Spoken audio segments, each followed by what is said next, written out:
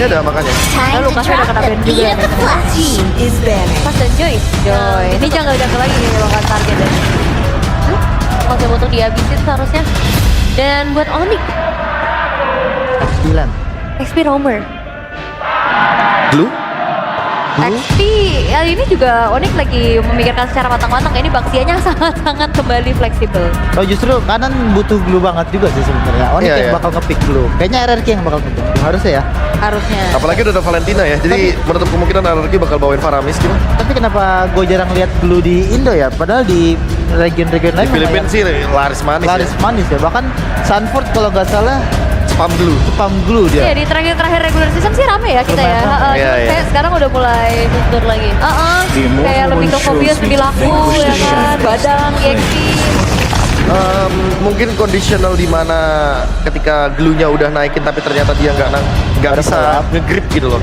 Gak ada follow up juga, Ya. kayak kepisah jadinya dia Ya. malah jadi ditodong sama lawan-lawannya berempat berlima. Itu kayaknya bakal jadi pertimbangan ya, jangan sampai malah glue-nya malah ngebuat satu tim dari kedua tim ini ngelakuin blunder. Iya, apalagi kan sekarang udah mulai bermunculan assassin lagi ya, hero-hero lincah gitu Iya. kan susah ya kayaknya Lumayan buat susah. dipegangin sama glue. Tapi kalau Apalagi emang kan ada buat di-objective. Baxia, Iya, boleh lah. boleh. Harusnya iya.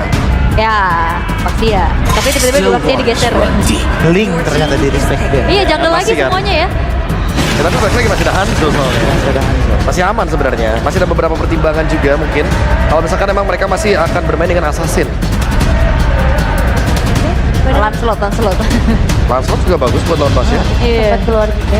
Wah, kalau bicara tentang Kairi juga banyak banget sih. Kalau waktu hero comeback dia di SPS tuh Nolan. Hero comeback iya. dia yang awal kalah, tiba dia main Nolan gitu langsung berubah. Iya, Tapi iya. susah sih di sini Nolan. Lumayan susah ya boleh dibilang. Wah, diumpetin lagi. Bentar. Sinyal kah buat ngepick kelasnya ke arah Fredrin? Bisa. Last pick Fredrin dengan komposisi kayak gini GG-nya bakal online banget soalnya. Iya betul. Iya kan?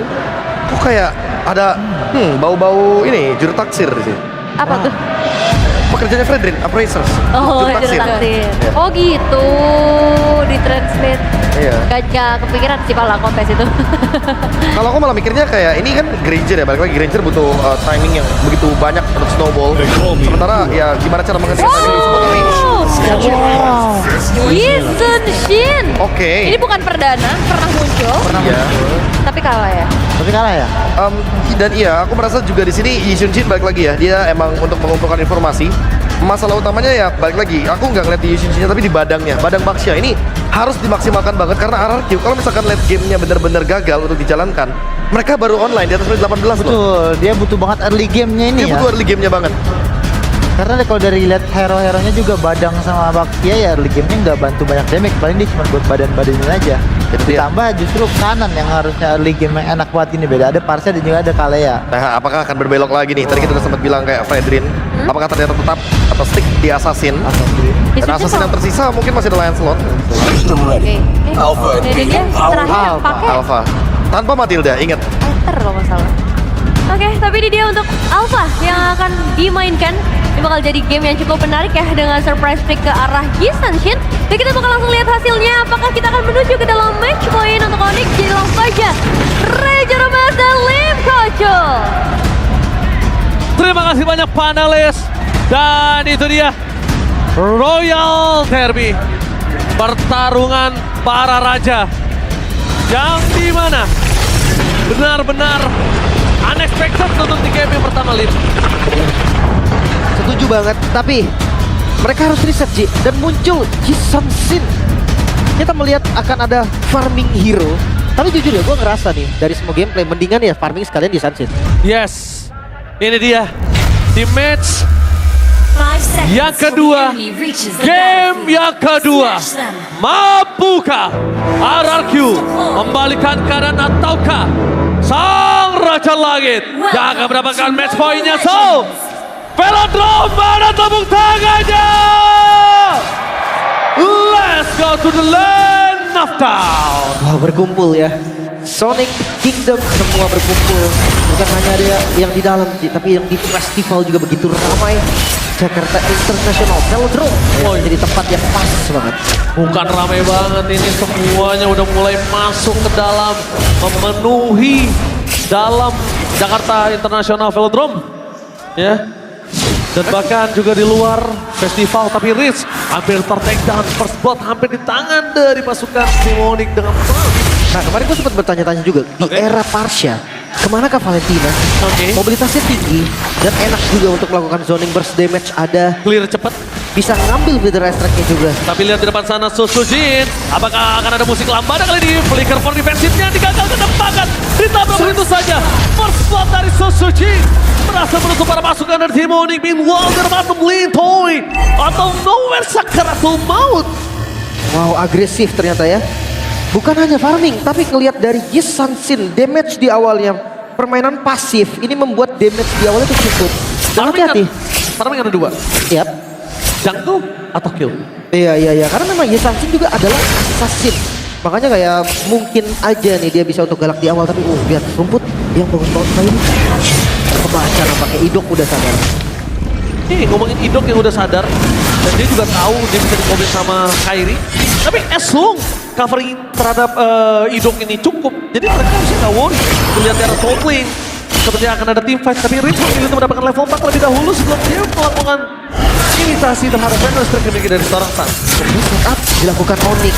Level yang kalah tapi Susujin akan kontes. Oke, visi terlihat akan sangat jelas dan bahkan Retribution from Kairi. Susujin masuk terlebih dahulu. Sedikit terburu-buru nampaknya tanpa ada following up dari seorang Tyrant. Tapi dengan tidak adanya yang bisa di-cover, Tyrant bahkan membuat Lutfi dan berikan Tyrant. Flicker Fist Break. Apakah worth it untuk Lutfi? Memanfaatkan tembok yang ada di lane knockdown, membuat adanya efek stun, damage yang cukup. Dan ya agak berisiko memang ngelihat Yi Sanshin yang mau melakukan kontes di awal. Bukan nge-mirror, bukan untuk cari farmingan di tempat lain.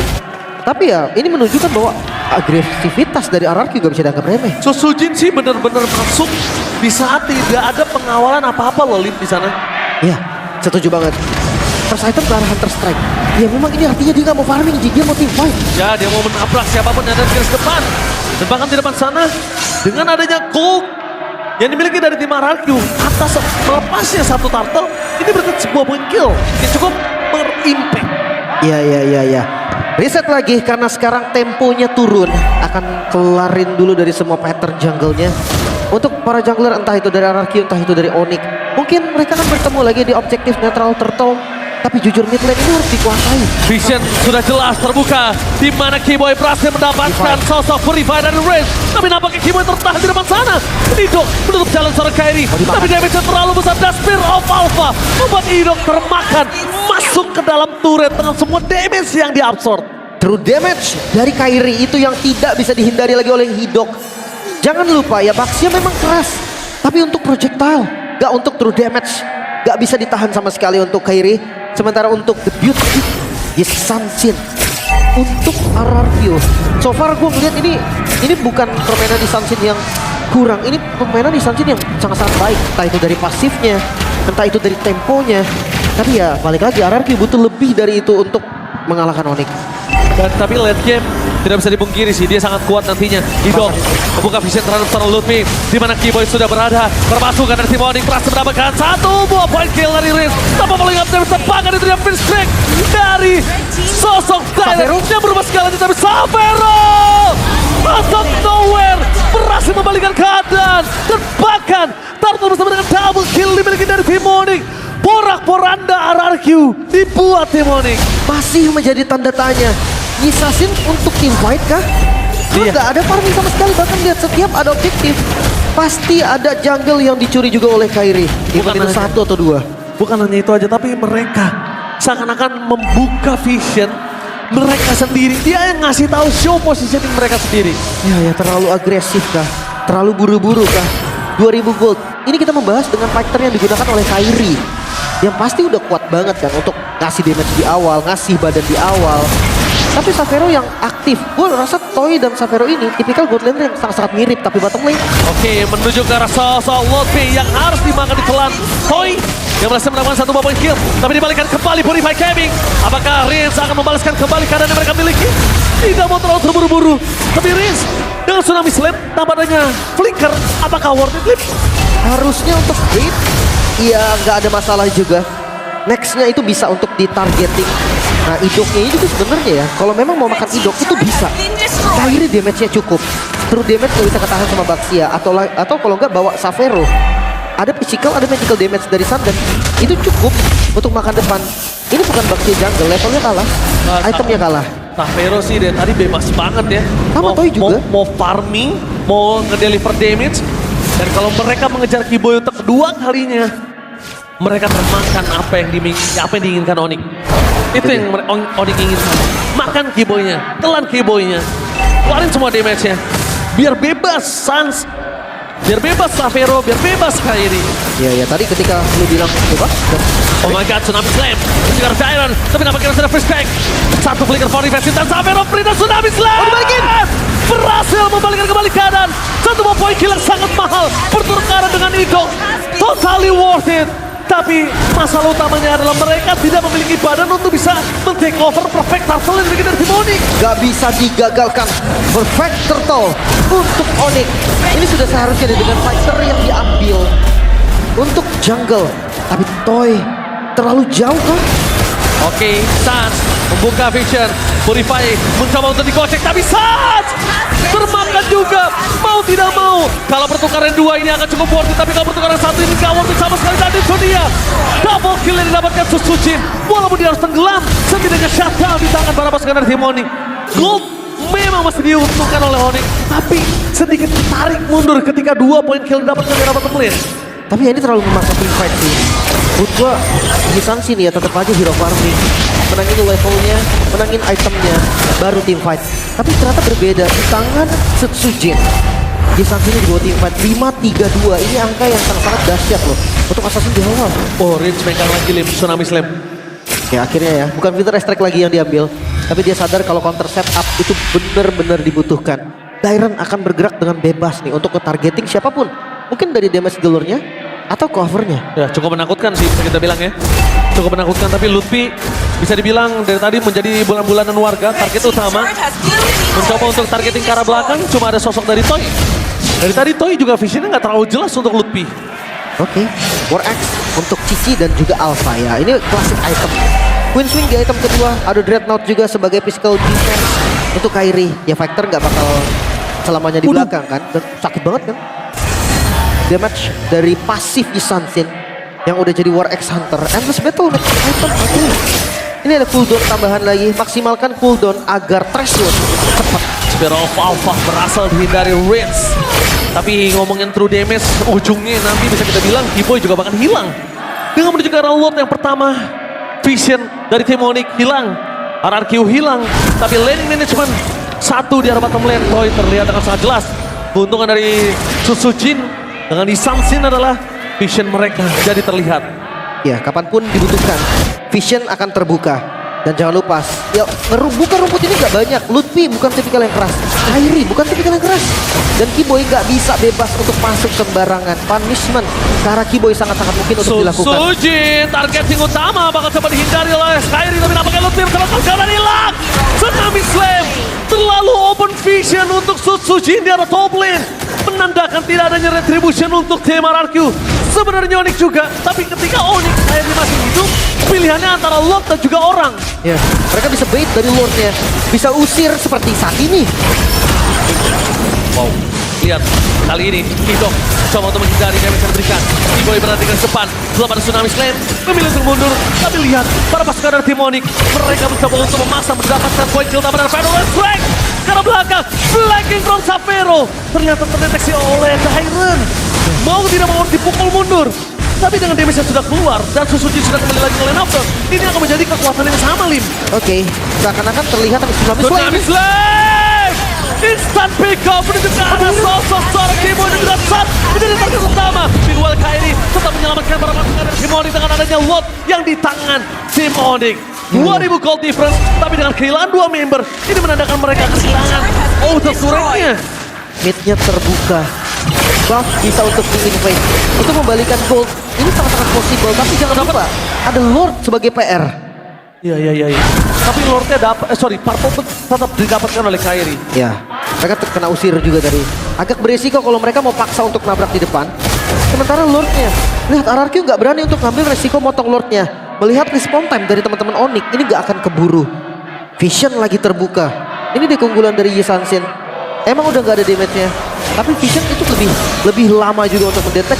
Sama movement speed dari Marcel Gaming, Tsunami Slam terus mendapatkan satu dari depan sana depan. Kairi gagal dengan skill apa-apanya. Final Estek dibuka mundur oleh Ido, tidak bisa menahan damage yang diberikan pada pasukan dari tim Onyx. Ido tenggelam, terkubur di sungai. Tim Onyx, mereka berhasil mendapatkan Vision di arah bottom lane. Dengan Lord yang sudah segera hilang, tapi Super Wave ini masih ada. Mereka nggak mau terlalu terburu-buru karena Sans satu-satunya artileri mereka yang nggak bisa ngedealer damage lagi. Iya. Bahkan lihat di Sanshinnya, dia langsung menjauh untuk kontrol dari Parlen dan Kiboy. Kiboy, oh Sky Piston aktif, membuat para pasukan dari Onyx satu persatu mereka tumbangkan. Ludwig nggak bisa untuk pulang. Walah si tempat Spear of Alpha full defensif. Kairi covering dengan Spear of Alpha-nya membuat Ludwig survive. Dikejar kan? Enggak, jangan mereka ulangi lagi pengejaran Iya. seperti itu. Pengejaran ya. Dari game pertama kita melihat ketika RRQ mengejar Onyx, disitulah adalah celah dari RRQ-nya sendiri. Tapi lihat yang dilakukan Sutsujin, inner turret di bagian top lane berhasil didapatkan. Secara garis besar, keuntungan gold dari Onyx ini turun loh 1000 lebih dari Lord yang didapatkan. Belum lagi Toy dengan Skypierce yang udah mulai nambah. Yi Sanshin untuk item keempat, banyak item yang bisa dituju. Bisa ke Malefic Roar mungkin, Blood of Despair. Itu bisa banget, dan jangan lupa gak ada pro laner pasti dari teman-teman Onyx. Wow, kalau gue lihat ya dari Yi Sanshin, kondisi kali ini dia mau ke arah Malefic Roar. Dia benar-benar siapapun yang di depan dia disabut pasti hilang. Karena gak ada yang keras banget juga by the way. Kayak gak ada tank pasti kan Iya, dari nggak. teman-teman Onyx. Gak ada yang pasti, karena BOD terlalu mahal. Mungkin item terakhir bisa jadi. Bisa jadi BOD bisa jadi Rose Gold. Ya, atau mungkin ke arah Winter. Ya, cukup Beat. setuju. Winter, Immortal itu tipikal dari Sanshin banget, tapi Council. Oh, Council, target belakang. Mereka langsung disengket. Lihat, Luffy langsung memberikan badan. Luffy tahu perannya di sini. Dan lihat, ternyata Kiboy membalaskan dengan nadanya Council Gaming. Toy hampir menjadi target utama Kiboy, tapi dengan Kiboy tahu masih ada Purify, dia mengurungkan niat. Iya. Udah nggak boleh ya. Tsunami Slam sebagai bait dari Purify aja itu udah berat banget. Apalagi posisinya akan terekspos, nggak bisa kabur tapi udah ya. Oke, target Tsunami Slam. Terus ke arah Kiboy, Vision terbuka, Kairi belum masuk, tapi nampaknya dengan ada Kiboy tanpa Tsunami Slam mereka terlalu berani. Dan itu dia, Kairi selalu menunggu momentum. Dengan Final Attack terlalu sakit membuat para pasukan dari tim RRQ memilih untuk disengage. Ya, belum ada target yang pas. Idok pun terlalu keras tadi. Oh, Savero. Sobero! First damage from Rookie! Kali ini benar-benar menggetarkan Land of Dawn. Reach mencoba untuk menarik dengan Tsunami Slam imitasi. Ternyata berbalik kehilangan dirinya. Tapi cepet banget sih tadi. Karena momennya Sans langsung pakai flicker dan Lord sekarang terbuka. Onyx mereka melakukan setup. Punya Retribution, Spear of Alpha di depan sana. Tapi Kiboy langsung melakukan covering up. Menutup dengan jalan Final Outbreak. Tapi lihat Susujin. Distraction versus everybody. Susujin dive to deep. Masuk terlalu dalam. Susujin tidak bisa keluar dari kolam yang dimiliki dari tim Onyx. Bahkan Toy, The Lord King yang berhasil survive, nggak akan bisa berbuat banyak. Gak bisa ditutup langsung Luffy. Ada di bagian depan dan Lord untuk Onyx. Lord yang mahal. Sutsujin yang coba melakukan flanking tadi dengan damage yang sebetulnya udah sangat-sangat sakit. Sayangnya RRQ. gak dapat momen. What happened RRQ? RRQ apakah sekarang ketemu Kryptonite-nya kembali? Terburu-buru sih. Mungkin satu kata terburu-buru. Ketika coba untuk engage ke depan. Udah reset keduanya, udah mundur. Tiba-tiba ada lagi serangan dadakan. Rins tiba-tiba maju. Yang itu mungkin teman-teman gak siap. Jangan sampai ngetilt.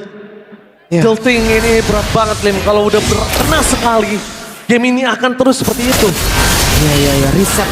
Reset. Pelan-pelan. Penting banget reset. Oke, tapi dan Onyx. Ini juga tipikal tim yang tidak akan ngelepasin pressure. Tapi Kiboy, Council. Oke, Council Gaming. Kiboy hanya untuk retak-retak sambal aja. Dan ngomongin ke arah Lord di arah bottom lane. Nampaknya mereka harus clear dengan cepat juga. Prince, kalau dia punya Feather Extract, dia punya high ground. Tapi ya kita bisa bilang spammingnya tidak terlalu kuat lah. Tapi satu lane bisa dikontrol sih. Lihat, Yi Sanshin dari Sutsujin ada di atas jauh banget. Dan hati-hati split push bisa jadi winning condition loh nantinya. Oh tapi memang itu bisa terjadi. Mereka buka vision. Susujin show membuat para pasukan dari tim Onyx dan diteruskan di arah top lane. Mencoba untuk melakukan recall para pasukan dari tim Onyx. Apakah mereka berhasil? Tapi satu turret tambahan. Kiboy tercancel dengan kondisi first pick yang dimiliki. Tapi tanpa ada damage membuat para pasukan dari tim Morning mereka masih mendapatkan cairan. Fokus Carpet, gak melihat apa yang terjadi. Dan bahkan Toy gak bisa memberikan damage. Lihat, Sun Sujin Tadi kasih bilang. berhasil mendapatkan turret, tapi dia tidak berhasil untuk pulang. Ditempel terus-menerus, tapi hati damage. Oke, damage dan Suns mencoba one bounce situation dan Sun Sujin dan gila Suns. What a play! One by one situation membuat tim Morning berhasil mendapatkan kemenangan di game yang kedua. Gila Suns! 2-0, satu langkah lagi match point untuk sang Raja Langit. Bahkan Rakyu tidak bisa berkutik sama sekali. Suns, satu nama banyak arti. Gila Ling. Voting langsung terjadi dan itu dia permainan yang sangat menggelegarkan Jakarta International Stadium Velodrome. Wow, tidak menyangka Yi Sun-shin loh. Kita bahas soal Yi Sun-shin, Ji. Fight dengan Pasha itu the real mechanical sih, mechanical gameplay. Vision dimenangin Sun Sujin tadi, level item semua dimenangin Sun Sujin. Tapi